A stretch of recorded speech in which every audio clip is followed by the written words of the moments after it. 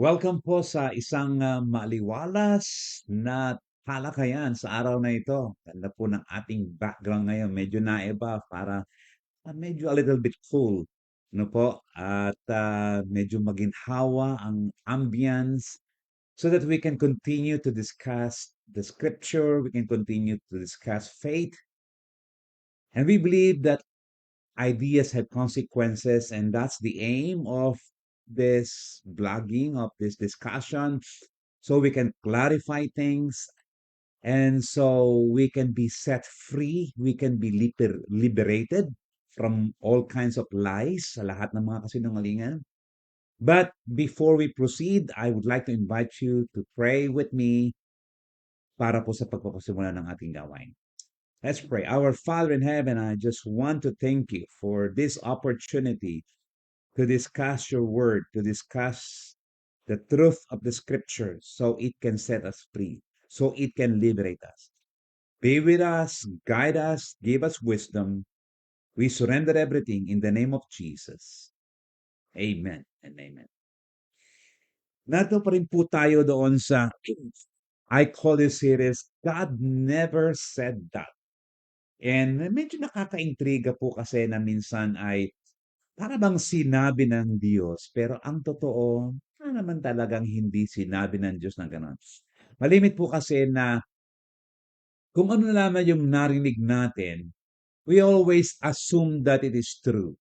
From someone who told us, from someone who passed it down to us, and then we just accept it, we just believe it 100% because we trust the person who said it.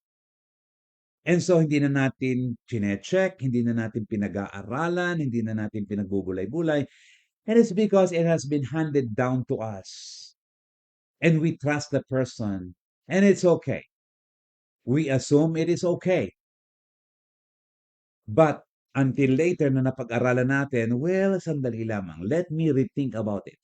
So, yun po ang ating point dito. God never said that. Now, ito po ang aking unang question na gustong itanong sa inyo. Did God say it?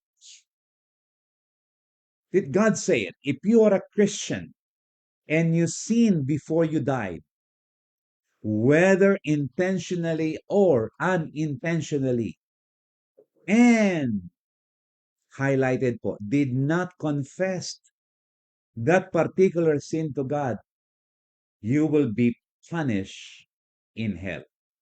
Did God say it? Question po, ayan, mamimili po kayo. Let us have some kind of interaction. What do you think about this? Yes or no? Kung ikaw ay Kristiyano at nagkasala ka bago mamatay, whether na sinasadya mo yung pagkakasala o hindi sinasadya yung pagkakasala at hindi mo na ipahayag kay Jesus ang kasalanan na yun na ginawa mo, ikaw ba ay papasok sa impyerno sapagkat namatay ka na at hindi mo na ipahayag ang iyong kasalanan? Yes or no lang po ang tanong. At sasagutin natin.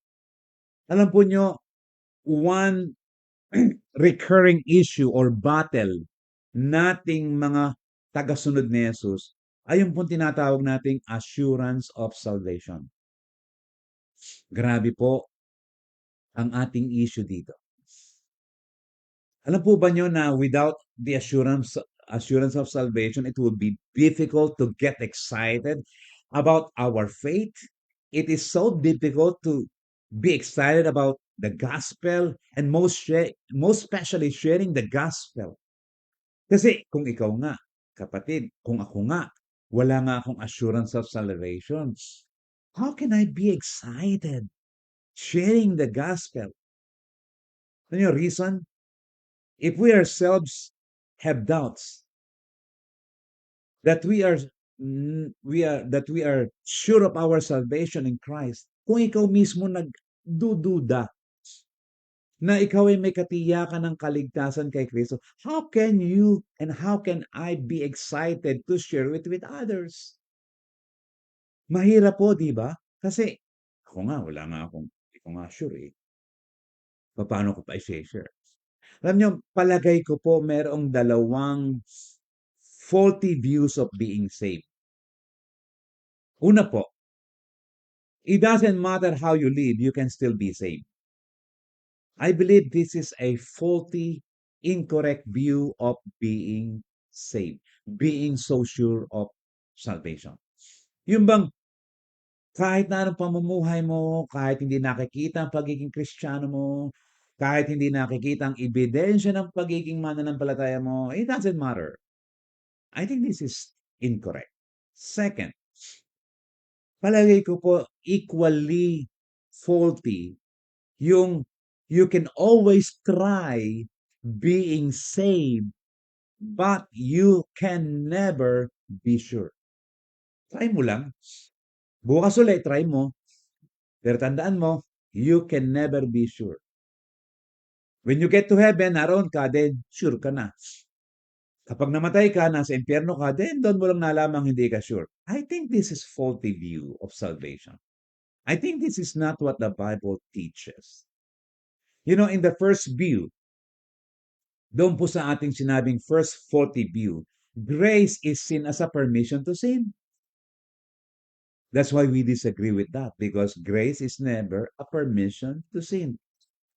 Na para bang you can continue sinning. Anyway, you are saved already no matter what. Sige lang, enjoy sinning. Continue sinning. Because for them, and or for their view, grace is seen as a permission to sin. People who understand salvation in this way, as people who understand salvation in this way have never understood grace. Palagi ko po mali ang kanilang pagkakaunawa sa salvation. Yung pong grace is a permission to sin, mali po yun. Because grace is never, pakinggan po ninyo, grace is never a permission, it is never a license to sin. Yung pong second view kanina, na you can always try being saved, but you can never be sure. Yun po yung tinatawag ko na parang grace is a contestant to win. In this view, grace is seen as a contestant. Para lang akong contestant sa isang labanan. One can hope to win. Kung hindi magaling ang aking tatlong kalaban, apat na kalaban, I can hope to win, but there is no guarantee. And some people view their salvation something like that. He can only hope to win, but there is no assurance of winning. Now, I think there is a biblical view of salvation. And that is what I wanted to submit to you today. Na ito pong view of salvation na ito ay nagsasabi na ganito.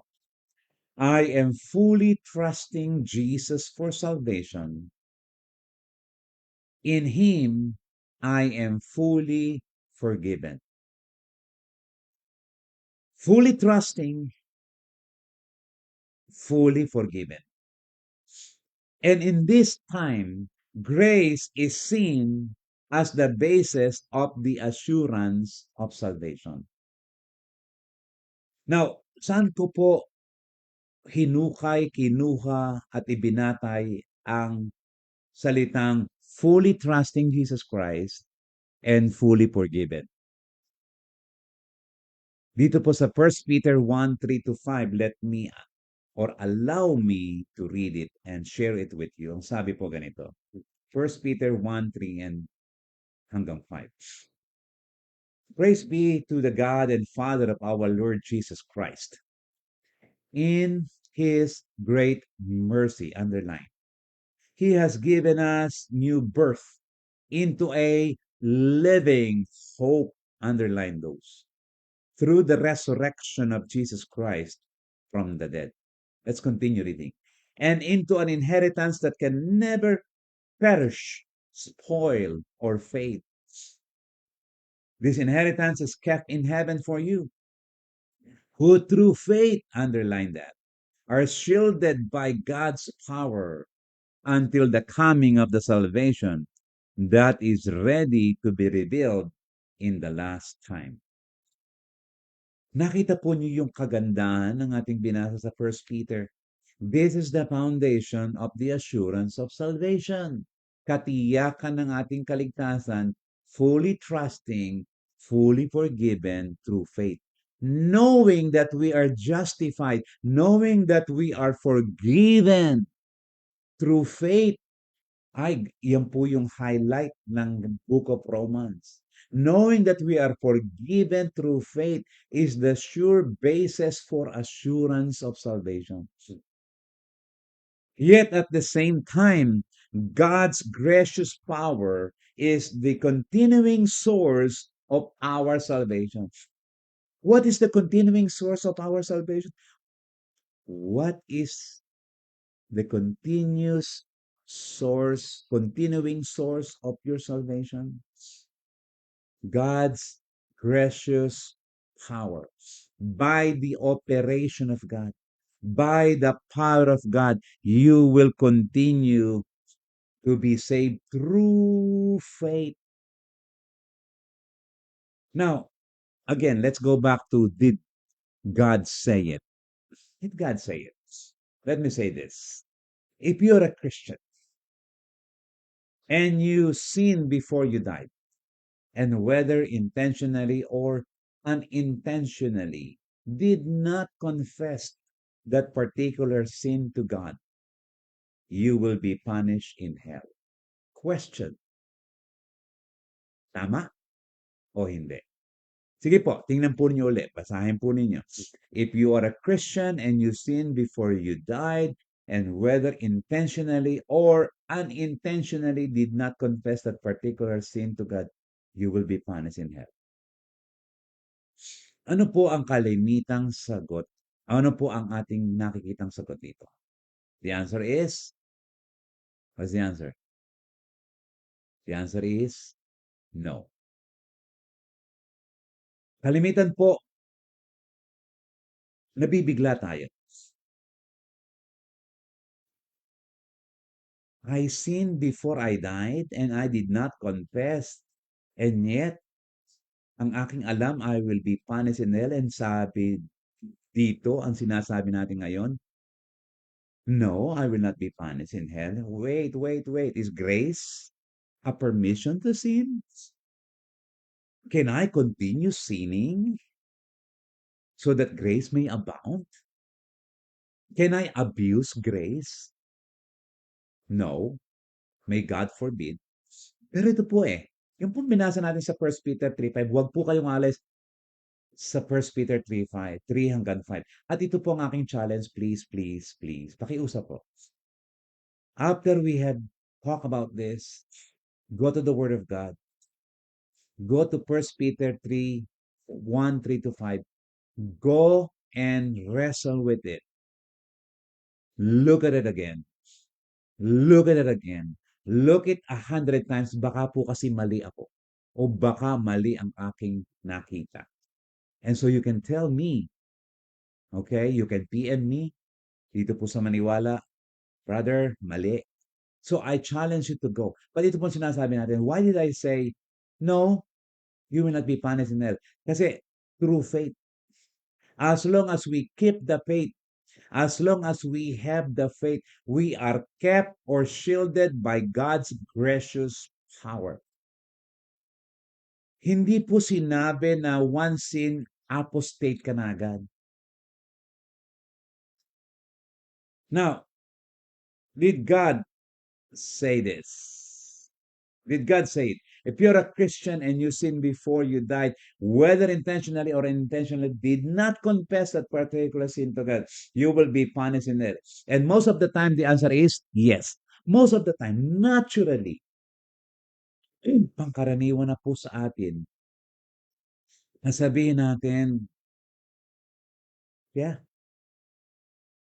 Alam po nyo, for 13 years, for 13 years, after I accepted Jesus Christ as Savior and Lord, 1975, hanggang siguro 1987,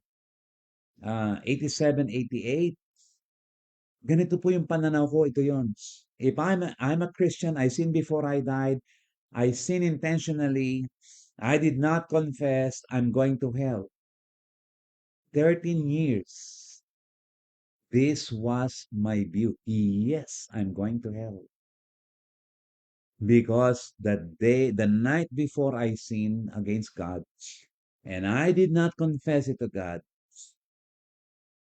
and so I'm going to hell. Niyakap ko po ito sa maraming mga taon as a follower of Jesus Christ. Are you with me? Are you in the same unliberated experience? Brad, bakit? Kasi grace is now a license to you? No. Alam niyo, ang isa pong problema kung bakit ganito ang ating pananaw. One of the verses that is often misunderstood is 1 John 1:9. Kasi alam ko, sasabihin mo, Brad, paano yung 1 John 1:9? Sige, di pag-usapan po natin. Pag-aralan po natin ng 1 John 1:9. Ano pong sabi doon? If we confess our sins, He is faithful and righteous to forgive us our sins and to cleanse us from all unrighteousness.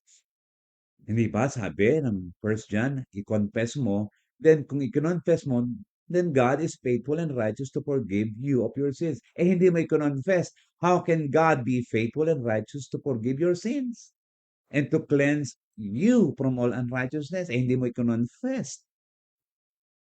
Hindi po ba ito yung ating sinasabi? Point is, you are not forgiven and forgiveness is conditional.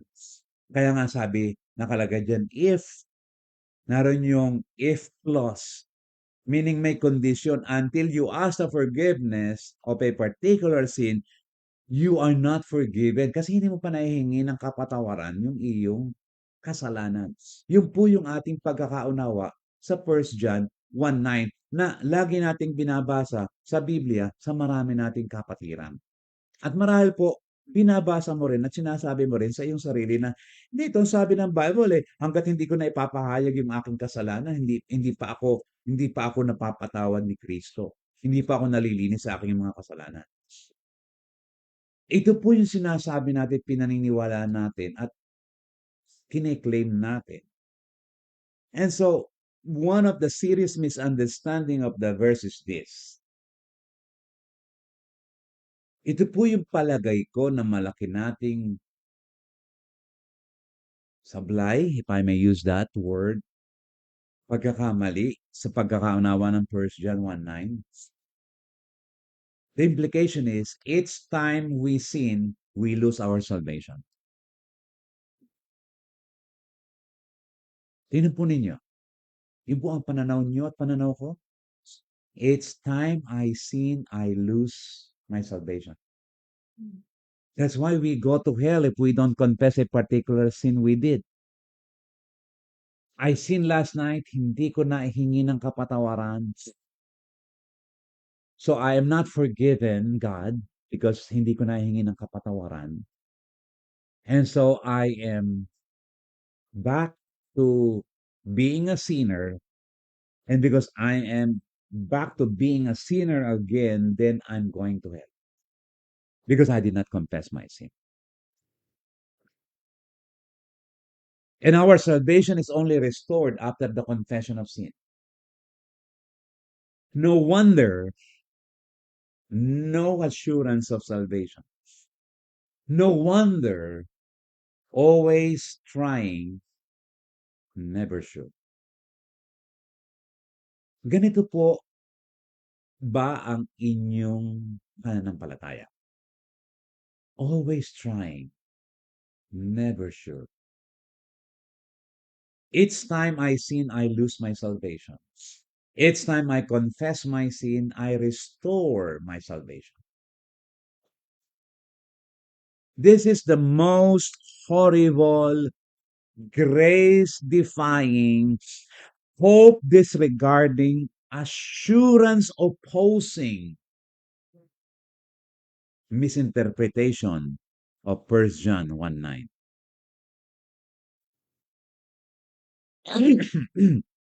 Para po tayo, ang view natin ay revolving door salvation.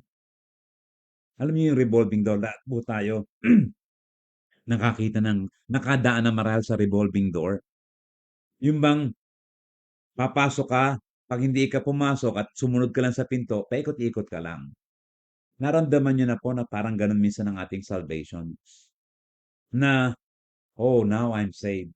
God has forgiven me. I confess my sin. Now I'm saved. Thank you, Lord." Then nagkasala uli ako. Oops, guilty again. Then confess uli ako. Forgiven uli ako. Praise God. I confess my sin. And then save again. And then after 3 hours, nagkasala uli ako. Oops! Impyerno na naman ako, Lord. After 3 hours, oops, salamat.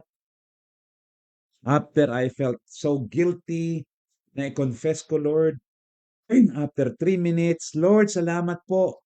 Na-confess ko na, napatawad na naman ako. After 3 hours, Lord, I feel saved. And then, Lord, after 3 hours uli, nagkasala na naman ako. Maaring hindi sa gawa, maaring hindi sa salita, pero sa isip, Lord, ito na naman. Impyerno na naman ako kasi nagkasala na naman ako. Guilty na naman ako. Until I confess, I am not forgiven, I am not saved. Naramdaman niyo na po yun? Revolving door salvation. Solution. Ano pong solution? Pag ganito ang ating pananaw, determined to never ever commit sin again. Di ba? Yan lang naman ang solution dyan eh. If you have a revolving door salvation, kind of salvation, ito lang yan. Siguraduhin mo, tiyakin mo, you will never, ever, ever, ever commit sin again. In deeds, in words, and in thoughts. Kapag ganon, makakalaya ka sa revolving door kasi hindi ka na nagkakasala in deeds, in words, and in thoughts. Second, maybe you can embrace the truth that in Jesus Christ, we are fully trusting in His salvation, and in Him, we are fully forgiven. Alin sa dalawa? Alin sa dalawa ang pinipili mo?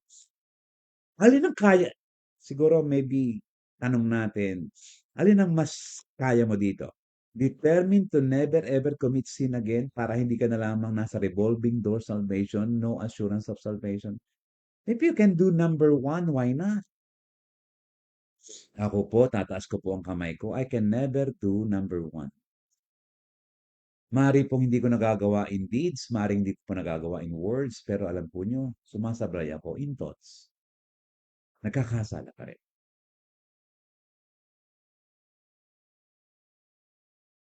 I would rather choose number two, embracing the truth that in Jesus Christ we are fully trusting in His salvation, and in Him we are we are fully forgiven.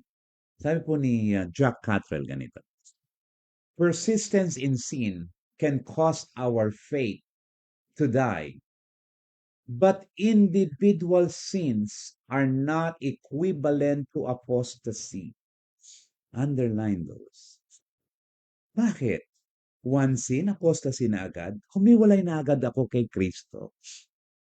Pwede bang sabihin ko lang na nagkasala ako, Lord? Pero hindi naman apostasy na, Lord, I hate you. Lord, I hate your word. Lord, ayoko na nito. Ayoko nang manalangin. No.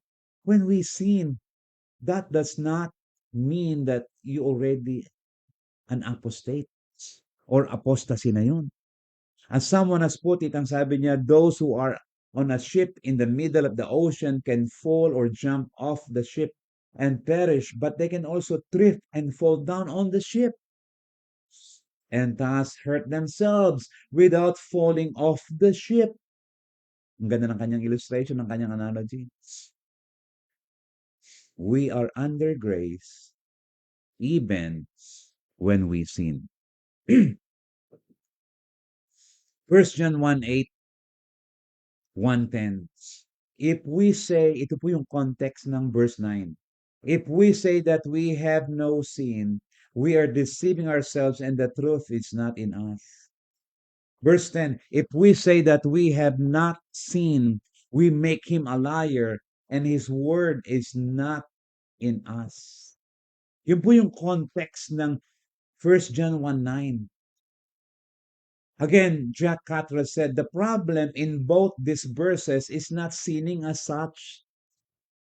The problem in verses 8 and 10 is denying that we have sinned. What is the opposite of denying that we have sinned? Simply put, confessing that we have sinned. Alam niyo, ang problema po sa atin is we are denying that we have sinned. We are denying that we are sinners. That we deny that we continue to sin. Mas mabigat pa nga po yung problemang yun na parang parasite, mga parang paraseyo na parang self-righteousness. Mas mabigat pa nga po yun eh. Mas mabigat pa nga po yung parasite, yung parang mga paraseyo na hindi ako nagkakamali. Kaysa doon sa hindi mo na ikumpisal yung isang kasalanan at sasabihin mo pupunta ka na agad sa impyerno. Ang problema po dito, denying that we have sinned at that we are a sinner. Because we are. Sabi po ni Jack Cottrell, in my judgment, this is the point of verse 9, 1 John 1:9. We confess that we are sinners. I always do that. Sabi ni Paul sa 1 Timothy 1:15, I am first and foremost the worst sinners. Ako po yun. And that we are in need of God's forgiveness. He is faithful to continue to keep us in the state of forgiveness. This is an element of our ongoing repentance, that I continue to confess, Lord, I am a sinner in need of you, my Savior. I am in need of you, my Savior.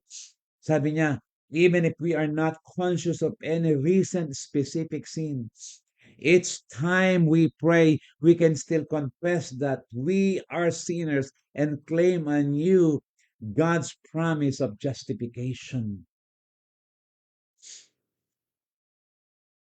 Alam niyo mga kapatid,